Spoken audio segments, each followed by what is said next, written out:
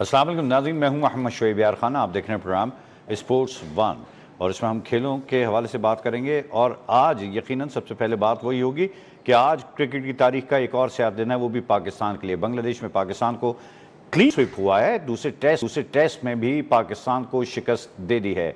मोहम्मद रिजवान, जिनसे कल बड़ी उम्मीदें वाबस्ता थी, वो आज विकेट पर खड़े रहे, मगर दूसरी जानिब बल्लेबाज रेत के पत्तों की तरह झड़ते रहे। बांग्लादेश के दूसरे टेस्ट मैच में 78 रन से फतह मिली तो जश्न भी देखने वाला था। ये पाकिस्तान के खिलाफ टेस्ट क्रिकेट में बांग्लादेश की लगातार चौथी कामयाबी है। इसी तरह बांग्लादेश ने एक और रिकॉर्ड भी अपने नाम किया है। इससे कबल बांग्लादेश ने लगातार टेस्ट क्रिकेट में जिम्बाब्वे को 3 शिकस्त दी हुई थी।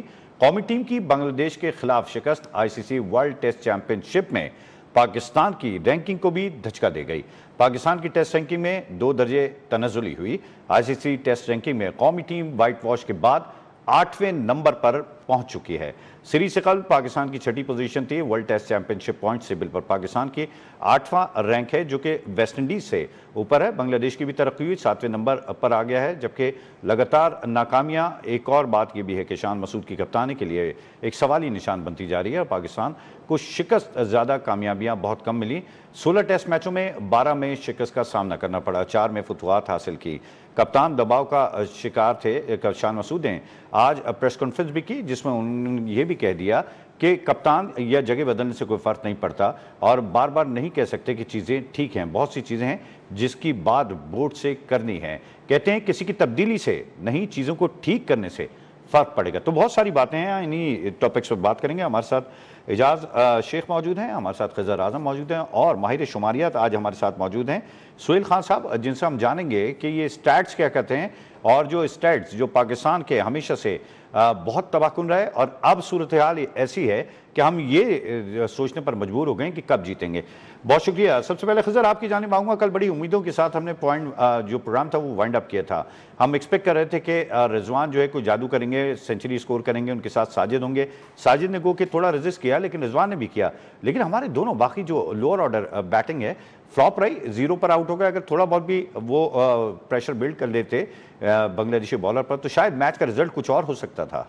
बिल्कुल जी, मैच का रिजल्ट कुछ और हो सकता था, मगर बांग्लादेश को क्रेडिट जाता है कि जिस तरह से उन्होंने अपनी क्रिकेट को ट्रांसफॉर्म किया है और जिस तरह से वो पूरी क्रिकेट खेलते रहे और आउट क्लास कर दिया है पाकिस्तान क्रिकेट टीम को। और पाकिस्तान क्रिकेट बिल्कुल भी अच्छी नहीं रही। पाकिस्तान के ना तो बॉलर्स चले ना ही बैटर्स चले। आप देखें ना, शान मसूद भी नहीं चले।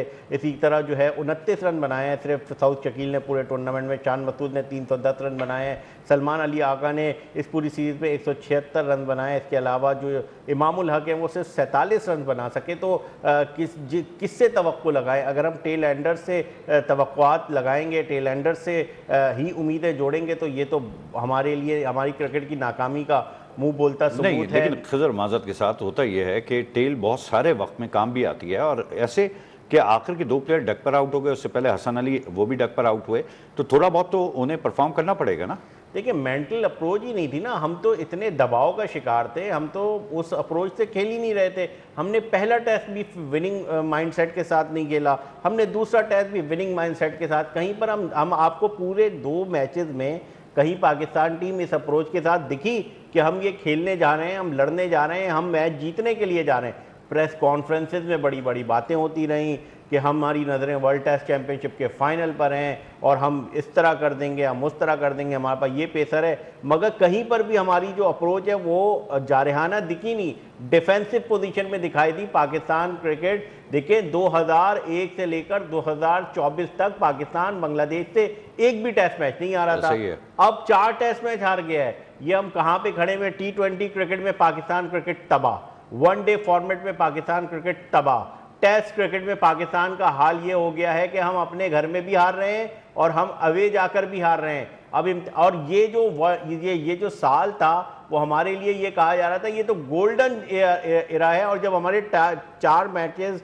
वर्ल्ड टेस्ट चैंपियनशिप में बांग्लादेश के साथ शेड्यूल हुए थे, सॉरी इस साल तो 2 टेस्ट मैचेस हैं, पिछले उसमें दो थे, बट इस साल 2 थे। फिर हमें अभी इंग्लैंड जाना है, फिर वेस्ट इंडीज और श्रीलंका ने आना है। तो हमारे लिए तो ये कहा जा रहा था ये तो नादिर मौका है तो ये नादिर मौका भी हमने गवा दिया है। और अब पाकिस्तान टीम का हाल ये है, मुझे तो डर ये लग रहा है कि जो श्रीलंका इनके साथ करेगा या जो बांग्लादेश ने जो किया है, अगर हम इसी तरह खेलते रहे तो फिर तो हम जो है ये अब आठवें नंबर पे तो पहुंच गए हैं। इसके बाद क्या रह जाता है? 10वां नंबर भी बाकी है, जो 10वां नंबर है, 12वां नंबर है। असल में बिल्कुल आपने पता नहीं हम बिल्कुल आपका ये पॉइंट बिल्कुल वैलिड है कि पाकिस्तान के जो शायकीन हैं उनको बड़ी होप थी कि बांग्लादेश जैसी कमज़ोर टीम से तो पाकिस्तान जीत ही जाएगा, उसके बाद श्रीलंका आएगी, इंग्लैंड से थोड़ा सा मुकाबला होगा, इंग्लैंड से जीत भी सकते हैं, हार भी सकते हैं, लेकिन से वो तो बहुत ही मायूस करना है। तो सुहेल साहब फरमाइएगा, आपसे आज बड़ी इंपॉर्टेंट बात यही है कि लोग बात करते हैं स्टैट्स की, कप्तान बात करते हैं कि वो चीज़ें तब्दील करना ज़रूरी हैं, और मैं बोर्ड से बात करूँगा। हम अगर मजमूई तौर पर पाकिस्तान के स्टैट्स अगर देखें तो हमें दिखाई ये देता है कि पाकिस्तान हमेशा से अनप्रेडिक्टेबल टीम रही है, लेकिन इतनी बुरी क्या कभी इससे पहले रही है, जो आज 12 टेस्ट हारने के बाद भी कप्तान ये कहते हैं कि चीज़ें तब्दील होना ज़रूरी है? सबसे पहले तो अस्सलाम वालेकुम, और मेरे साथ मौजूद तमाम दोस्तों को और आपको भी अस्सलाम वालेकुम एक बार फिर। और देखें, एक बड़ी अहम बात करने जा रहा हूँ। 21वीं सेंचुरी सन 2000 से शुरू हुई, हम सबको पता है कि 2000 से हम नए मिलियन की तरफ आ गए। पाकिस्तान का एक को अगर मैं इस हिस्से को देखूं ना, तो रीसेंट टाइम में शान मसूद की कप्तानी की तो बात हो रही है। 16 टेस्ट मैचों में शान ने कप्तानी की, 12 हारे 4 जीते। उससे पहले यानी आपको मैं एक बड़ी इंटरेस्टिंग इसको 2 हिस्सों में चीज समझाने की कोशिश करता हूँ। जब मिसबाउल हक कप्तान बने पाकिस्तान की टीम के, टेस्ट कैप्टनसी डेब्यू जो मिसबाउल हक का हुआ, और मिसबा और यूनुस की रिटायरमेंट, यानी जो इन दोनों का आखिरी टेस्ट मैच तक, पाकिस्तान ने 58 टेस्ट मैच खेले। और उन 58 टेस्ट मैचों में पाकिस्तान की टीम 26 टेस्ट मैच जीती, 21 हारी, 11 मैच ड्रॉ हुए, जिसमें 56 में मिसबा कप्तान थे, एक मैच में किसी भी वजह से हफीज या अजहर अली कप्तान थे। ठीक है ना, कि 58 टेस्ट मैच। तो पाकिस्तान यूएई में नहीं हारा, बड़ा डोमिनेट किया आपने, जो हमारा यूएई होम होता था। बाकी भी इंग्लैंड वगैरह में, न्यूजीलैंड में सीरीज जीते, बाकी डिसेंट परफॉर्मेंस थी हमारी।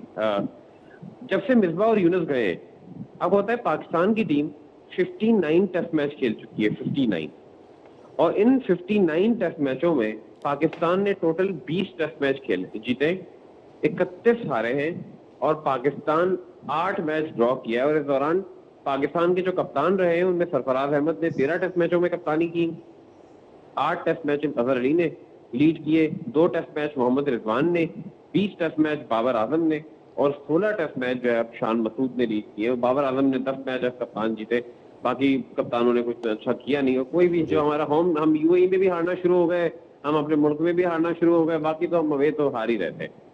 तो इस दौरान लेकिन अब शान मसूद पे आ जाते हैं खास तौर पर। शान मसूद की देखिए, हम बिल्कुल, मैं एग्री करता हूँ, बिल्कुल कोई डिफेंड नहीं कर रहा मैं शान मसूद को। 16 टेस्ट मैच, 12 हारे, अवे लगातार 7 हार, किसी सूरत एक्सेप्टेबल नहीं है। लेकिन आप ये भी तो देखें ना कि जब से शान मसूद पाकिस्तान की टीम के कप्तान बने, पाकिस्तान कमोबेश 5 डिफरेंट इंटरम हेड कोचेज और हेड कोचेस के साथ खेलता रहा। हफीज ऑस्ट्रेलिया गए डायरेक्टर बनकर, फिर प्रॉपरली जेफिन गिरस्ती आए, फिर आकिब जावेद आए, फिर अजहर महमूद आए। आपको एक इंटरेस्टिंग फैक्ट और बताऊं कि 16 टेस्ट मैच शान मसूद ने कप्तानी की है ना पाकिस्तान की, सिर्फ लगातार 2 टेस्ट मैच, जो इंग्लैंड के खिलाफ दूसरा और तीसरा टेस्ट था 2024 की सीरीज का, जिसमें पाकिस्तान ने अनचेंज टीम खिलाई। बाकी हर मैच में चेंजेस हैं।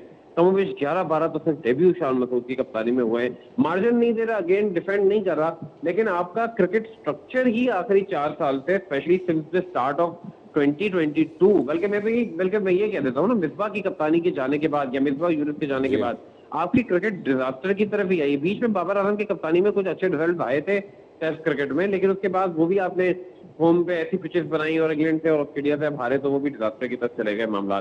तो ओवरऑल ये पूरा स्ट्रक्चरल इश्यूज है। लेकिन सुहेल साहब सॉरी टू इंटरप्ट यू, ये आप बताइएगा कि आपने जिस तरह से कहा कि बहुत सारे डेब्यूज हुए, शान मसूद जो है बीइंग अ कैप्टन, इतने अरसे से टीम के कप्तान रहे, उनको बोर्ड ने बनाया, वो राजी भी थे, तो क्या उनकी इतनी भी नहीं चलती थी कि वो जो है इस बात को रोक सकते कि इतने सारे डेब्यूज ना कराओ, हमारी परफॉर्मेंस खराब हो रही, या फिर सीनियर प्लेयर्स जो हैं उनका साथ उनको बहुत ज़्यादा कोई खास नहीं मिला? इन दोनों में से क्या वजह हो सकती है? देखिए, बिल्कुल आप सही कह रहे हैं। कप्तान की हैसियत से शान मसूद को ये चाहिए था कि चलो अपना डेब्यू जिसको कराए भी हैं, आप देखें ना कितने कम आप मुझे बताएं, कामरान गुलाम ने डेब्यू पे 100 किए, बीच में वो ड्रॉप हो गए।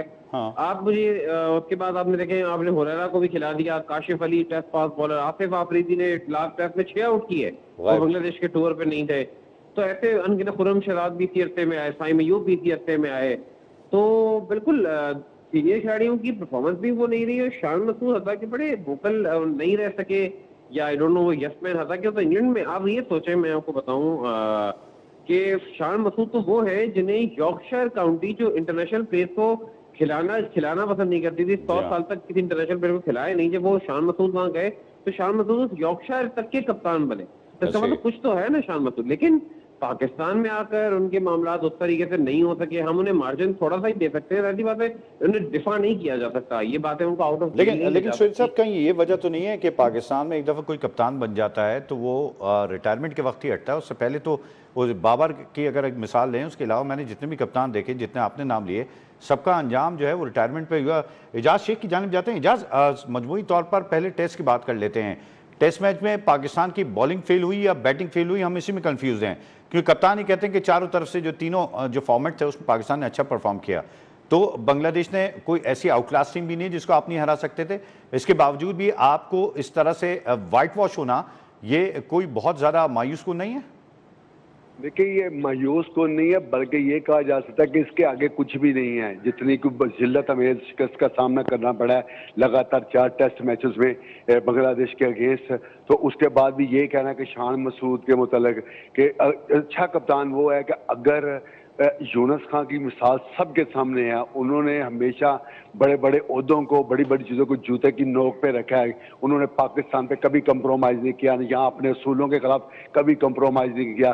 तो कुछ ऐसे लोग, अब मैं बताता हूँ कि शान मसूद के मतलब जो आम ख्याल, आम आदमी जो क्रिकेट शनास है वो क्या सोचता है, वो कहता है इसका बड़े बाप का बड़ा बेटा है, इसको सिर्फ इंग्लिश बोलना आती है, ये इंग्लैंड में खेलता है, सिर्फ इस बेस पे इनको कप्तान बना दिया गया है। जिसका अपने खिलाड़ियों पे होल्ड ना हो, कंट्रोल ना हो, खुद मुश्किल वक्त में कोई सेंचुरी ना दागे, फतह में कोई किरदार अदा ना करे, बुरे को बुरा ना कहे, किसी को ये ना कहे कि इसको बाहर बिठा दो, जिसमें कोई धड़ल्ला नहीं, कोई ताकत नहीं, कुव्वत नहीं है, पावर नहीं है, वो कुछ कह नहीं सकता, बस चुप करके बात करके एक साइड पे हो जाए। अब प्रेस कॉन्फ्रेंस में ये कह रहे हैं कि बहुत सारी चीज़ें सही होने वाली हैं। क्या 12 टेस्ट मैचेस में हारने के बाद भी इसको याद आ रहा है कि बहुत सी चीज़ों पर बात होनी चाहिए, बहुत सी चीज़ें दुरुस्त होने वाली हैं, मैं कौम से माफ़ी मांगता हूँ। माफ़ी तो कई क्रिकेटर मांग चुके हैं, हारते हैं, कौम से माफ़ी मांग रहे हैं, अभी किससे माफ़ी मांग रहे हो? कौम ने आपको माफ़ कर दिया, फिर आप टीम का हिस्सा होते हो।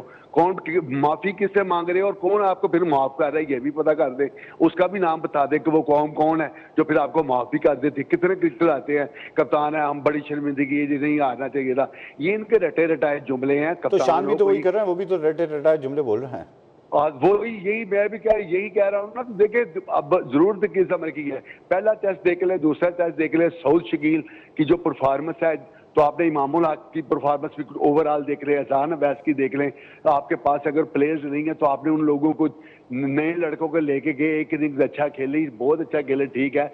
अभी आपको पता कि आप 2 टेस्ट हारे हुए हो, आप बांग्लादेश में जाके खेलना है, तो आप मिच्योर प्लेयर जो कामरान गुलाम की जिस तरह बात हो रही है, इस तरह के प्लेयर्स क्यों नहीं लेके गए?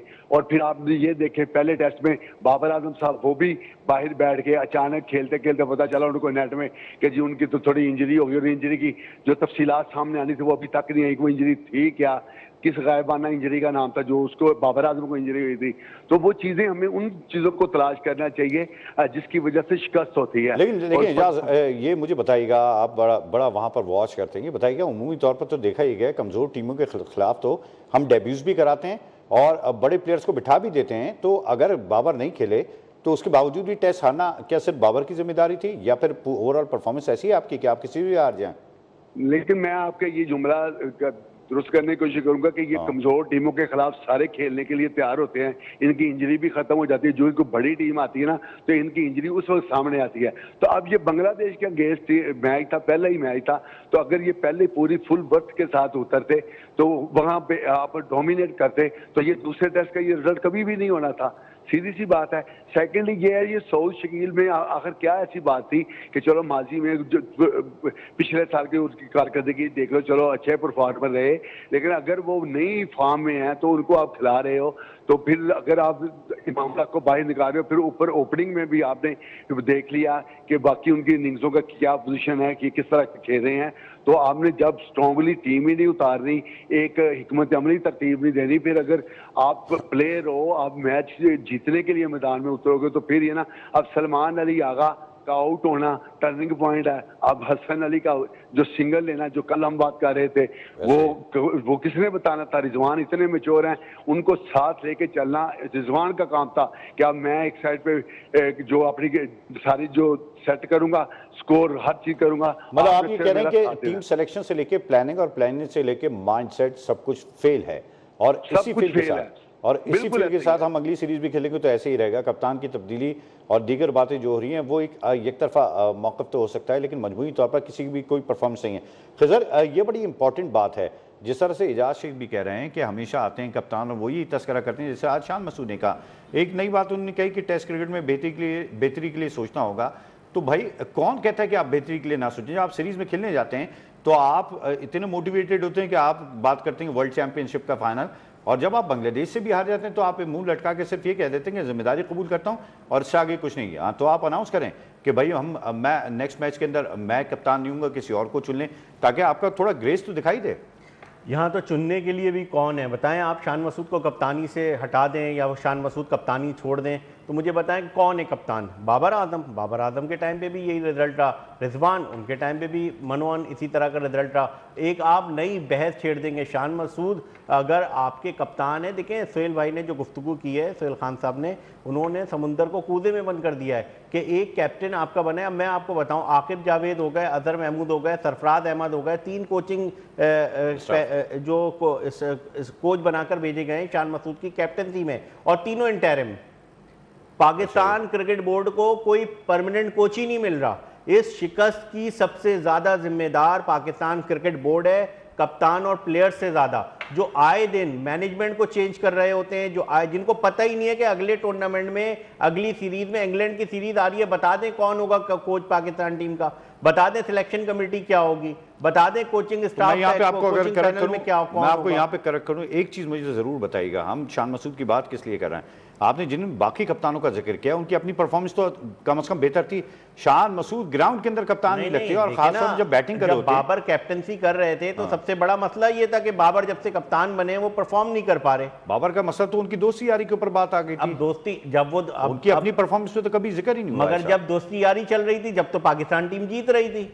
मैं यही मैं कह रहा हूं ना, 2022 से पहले तो पाकिस्तान टीम जीत रही थी। तो यही असल बात है ना, या तो आप जीते हैं, आप परफॉर्म न करें, जीते हैं, आप लीडर नजर आए नहीं ना, कैसे जीते? मुझे आप एक बात बताएं कि आपके प्लेयर्स को, कैप्टन को पता ही नहीं है। देखें, मिकी आर्थर की कोचिंग में सरफराज अहमद 2017 की चैंपियंस ट्रॉफी जीता, बिल्कुल, और अभी आपको पता था कि आपका कोच कौन है, उसका प्लान क्या है, उसका गेम क्या है, उसका फिटनेस का मयार क्या है, उसकी एक प्लेयर्स की अंडरस्टैंडिंग होती थी। उसने क्लियर किया हुआ था मिकी ने कि 28 साल के ऊपर का लड़का मैं टीम में नहीं लूंगा, मुझे फिटनेस लेवल ये चाहिए। आपको पता ही नहीं, आज सरफराज पाकिस्तान टीम के इंटरिम कोच है सर। इससे पहले इंटरिम कोच लगाया पाकिस्तान क्रिकेट बोर्ड ने। मैनेजमेंट में इस वक्त कोई सिमत ही नहीं है पाकिस्तान क्रिकेट बोर्ड की।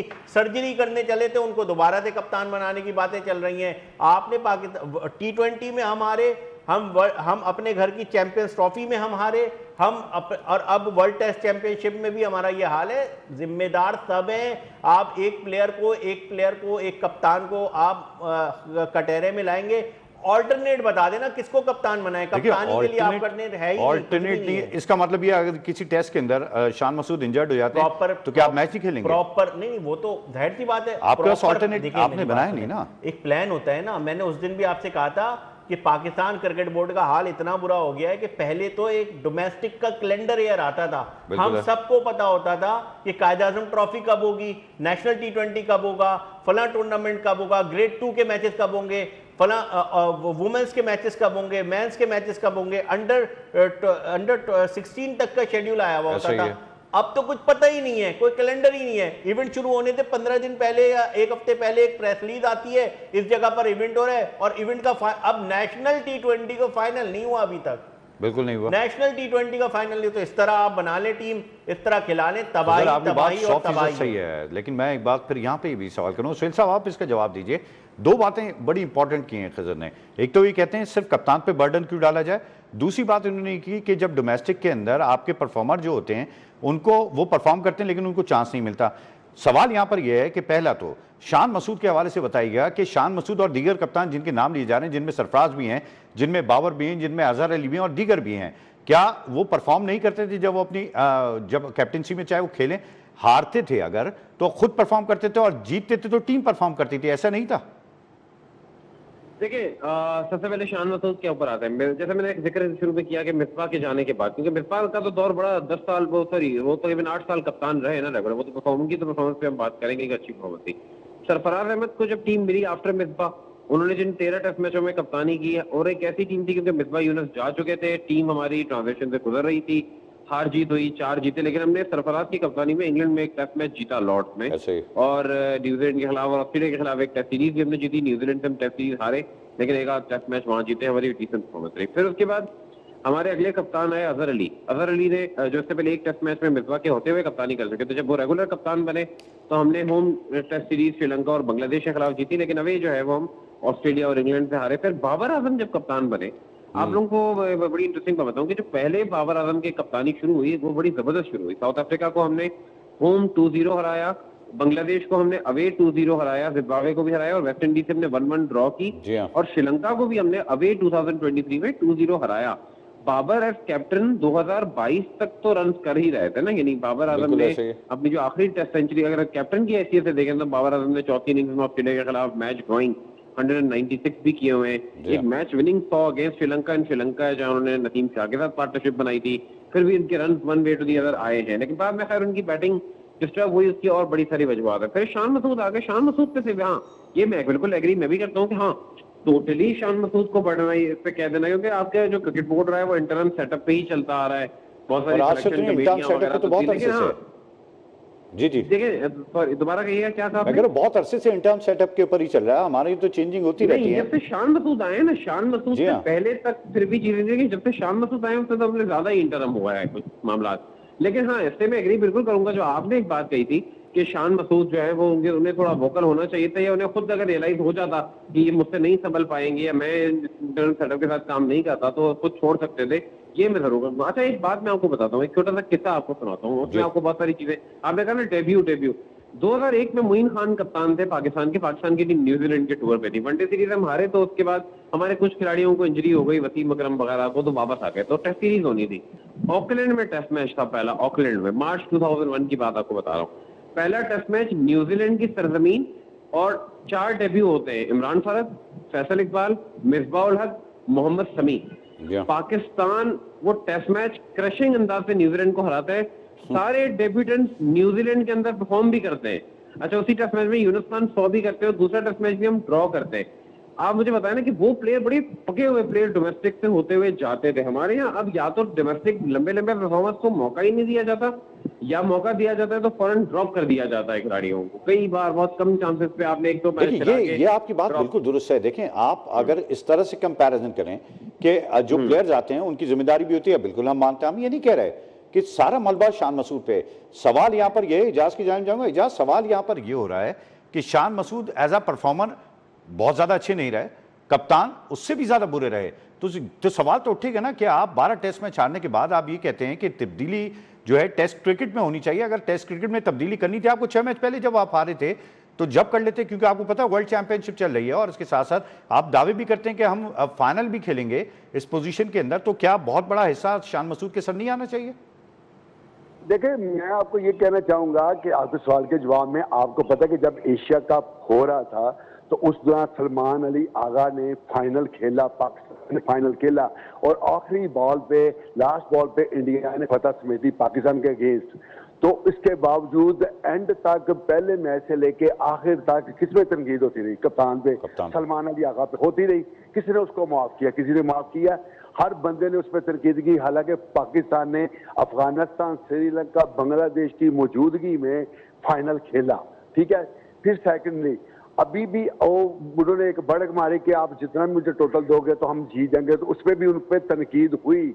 अब शान मसूद अगर कप्तान है तो वो पंजाबी की कहावत है ना, लड़े फौज ते ना बादशाह का, तो ये हिसाब होता है, कप्तान पे ही हदफ आता है। तो अगर कप्तान की अपनी 4 इनिंग्स की आप टोटल देख लें तो क्या वो आप जस्टिफाई करते हैं? सेकेंडली ये कि अगर कप्तान बाद में आके कह के बड़ी सी चीजें ठीक होने, तो किसने, जिस तरह आपने पहले बोला कि रोका किसने था, आपने टेस्ट मैच से पहले इस तरह की बातें क्यों नहीं की?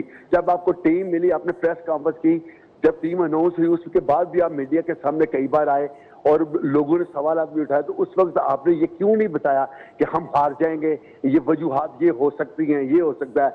हारने के बाद ये बताना कि बहुत कुछ सही होने वाला है और ये सही हो।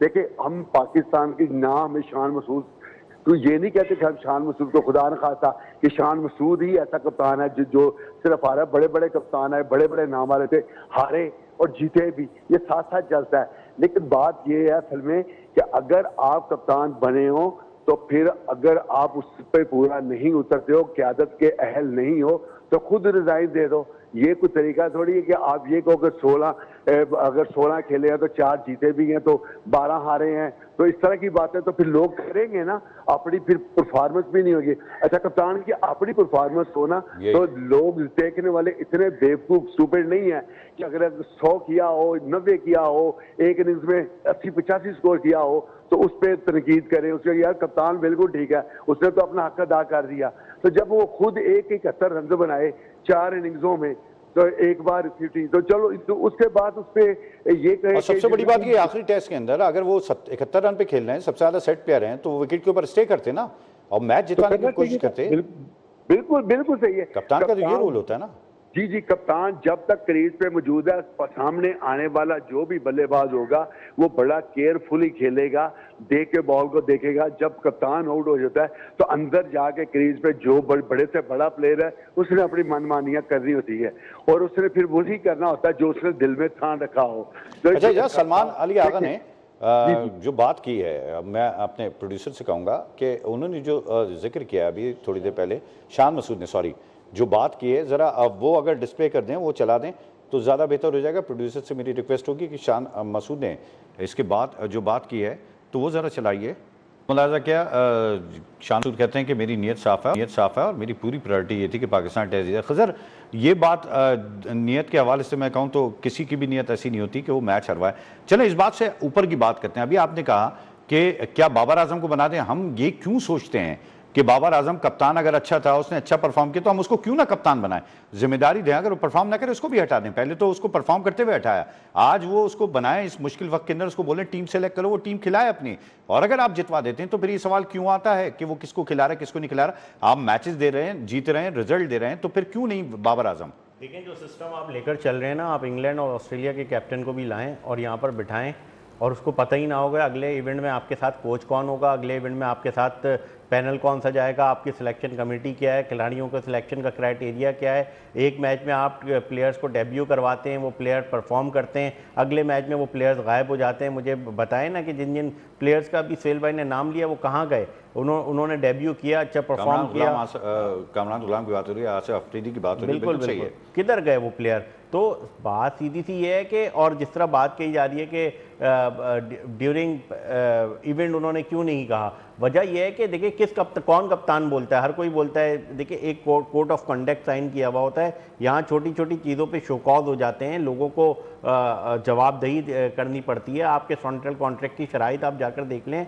कोशिश यही होती है कि हम according to event, according to situation matches को लेकर चलें।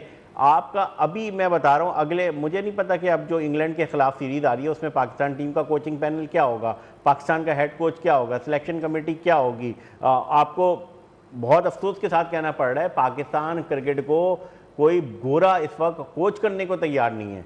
जितनी कंडीशन इस वक्त आपने लगाई हुई हैं, देखें जो यहाँ से गए ना पिछले 2-3 सालों में, पाकिस्तान टीम छोड़ के, पाकिस्तान क्रिकेट बोर्ड छोड़ के, और जो नए आ रहे हैं, माइक हैसन जिन शराइत के साथ आए हैं, सब बच्चे को पता है कि वो अपना टाइम पूरा करके जाएंगे, उनकी शराइत क्या है। क्योंकि यहाँ पर पल में तोला पल में माशा होता है। एक चेयरमैन, एक मैनेजमेंट आई, उसने उसको उड़ाया, अपनी पसंद का सिलेक्टर लगाया। अब देखिए ना, पाकिस्तान क्रिकेट बोर्ड की मैनेजमेंट में कुछ लोग हैं जो कि इधर से उधर, कभी वो वुमेंस टीम के साथ हैं, कभी मेंस टीम के साथ हैं, कभी जूनियर टीम के साथ हैं, कभी सीनियर टीम के साथ हैं। परफॉर्मेंस पे कभी फर्क नहीं पड़ रहा, मगर वो सिस्टम का हिस्सा है।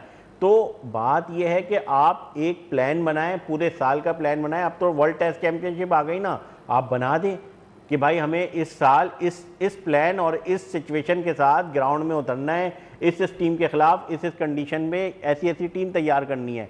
आपका अब मिसबा को टाइम मिला तो वो मिसबा बने ना, यूनुस मिसबा अभी 16 टेस्ट जो है, पहले मैचेस टेस्ट मैचेस भी जल्दी हुआ करते हैं, तो 16 टेस्ट का बड़ा टाइम है। मगर बात ये कि आपका फॉर्मेट पूरा चेंज हो गया ना, टेस्ट चैंपियनशिप का एक हो गया है, फॉर्मेट चेंज हुआ। हम ये नहीं कह रहे आप ऑस्ट्रेलिया से हार जाएं, हम कहेंगे आपको कि आप लड़ कर हारे, आप इंडिया से, आप इंग्लैंड से हारे, बांग्लादेश से हारने पर सवाल हो रहा है। तो ये बताइएगा सोहेल साहब, मजमूई तौर पर जो बात है, एक जानिब जिस तरह से खजर कह रहे हैं बिल्कुल दुरुस्त सुना रहा है कि कप्तान पे सारा बोझ नहीं होना चाहिए, लेकिन इस सारी बात से तो मैं ये समझूं कि जान की वीक कप्तान बनाया जाता है ताकि उसको कुर्बानी का बकरा बनाया जाए। अगर अच्छा कप्तान होगा तो अपनी डिमांड्स करेगा, बोर्ड के अंदर बोलेगा, सिलेक्शन कमेटी के अंदर बोलेगा, परफॉर्म करेगा, मैच जितवाएगा। तो इसीलिए पाकिस्तान के अंदर कमजोर कप्तान का ये रिवाज पड़ा है, ऐसा तो नहीं है?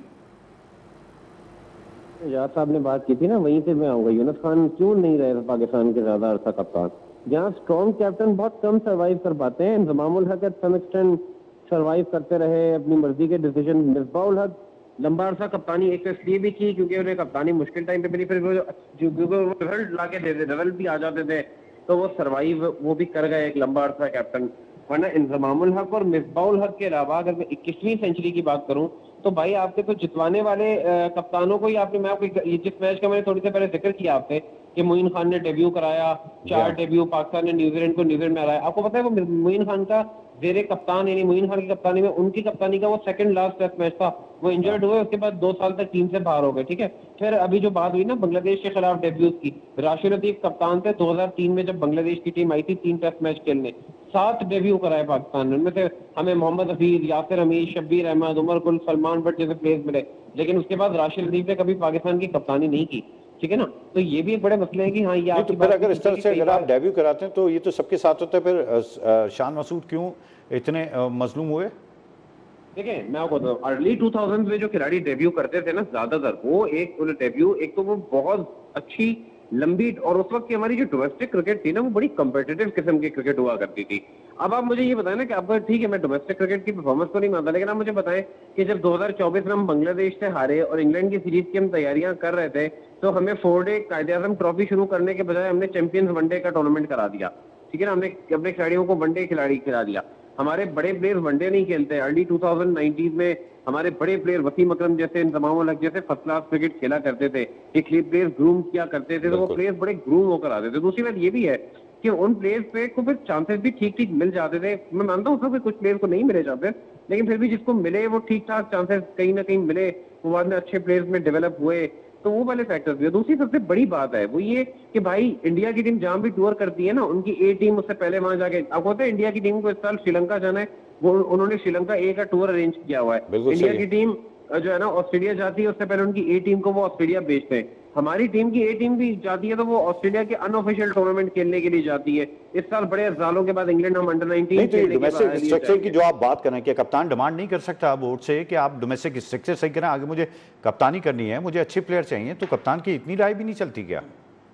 आपको याद है कुछ टाइम पहले खबर आई थी कि शान मसूद को क्रिकेट एडवाइजरी बनाया जा रहा है, वो जो है ना, वो तो बताया ना क्या हुआ फैसले का, वो कहा क्या हुआ फैसले का, शायद लेकिन नहीं हुआ। तो बस कप्तान अगर डिमांडिंग होना चाहिए, बिल्कुल फैसले मनवाकर भी मैचेस जीते जाते थे ना। मिसबा भी तो एक अच्छे कप्तान साबित हुए ना, कहीं ना कहीं अपने फैसलों पे वो कायम रहे, कहीं ना कहीं उन्होंने, आपको पता है कि मिसबा के दौर में एक चीज आपको पता है, हमारे 3, 4, 5, 6, 7 तो कंफर्म होते थे, अजहर अली, यूनुस, मिसबा, असद शफीक, सरफराज, ये 7 ही खेलते रहे, नॉन स्टॉप 7 साल तक ही खेलते रहे। सईद अजमल जब तक उनका एक्शन का इशू नहीं हुआ, सईद अजमल और अब्दुल रहमान, बाद में फिर यासिर शाह और जुल्फिकार बाबर आ गए।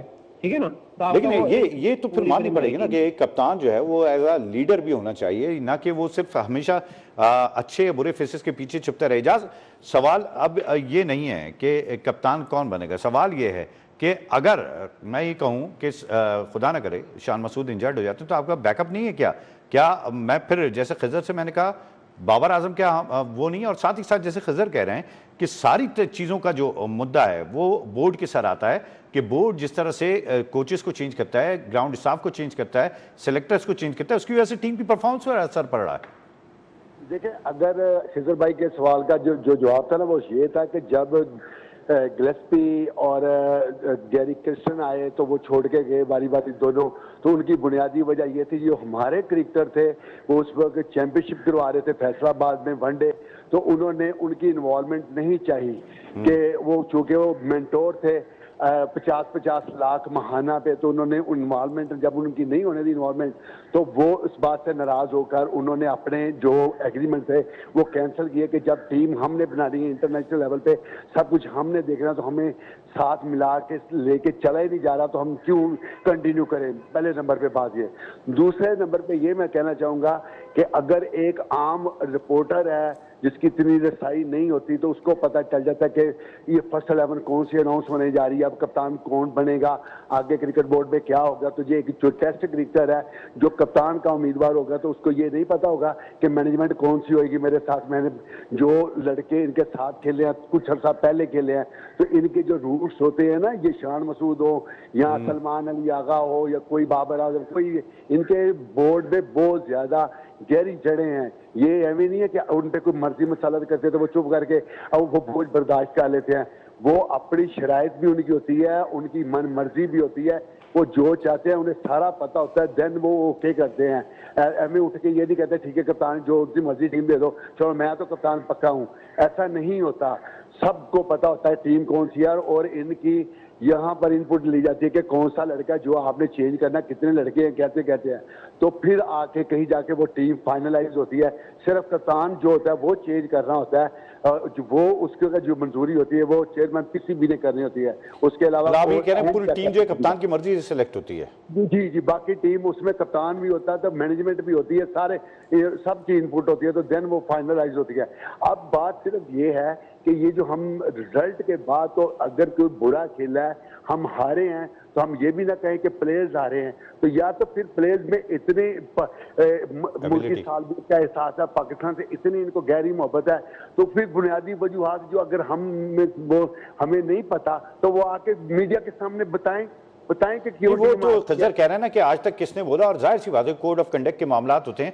लेकिन खजर, मैं आपसे अगर इस बात पे फाइनली वर्ड लेना चाहूँगा, शिकवा करूँ कि सिर्फ कोचेस की वजह से आप हारते हैं, तो आप जो परफॉर्मर होते हैं उनकी अपनी परफॉर्मेंस भी लीड करती है। मिसाल तौर पर अगर हम भारत की बात करते हैं, भारत में आप देख लें कप्तान से लेके लास्ट प्लेयर तक किस तरह परफॉर्म करता है, और 6-6 टीमें बनती हैं, उसके बावजूद भी उसमें एक कंपटीशन है। तो जो प्लेयर खेल रहा है उसकी कितनी जिम्मेदारी होती है कि वो परफॉर्म करे, ना कि वो सियासत करके टीम में रहे।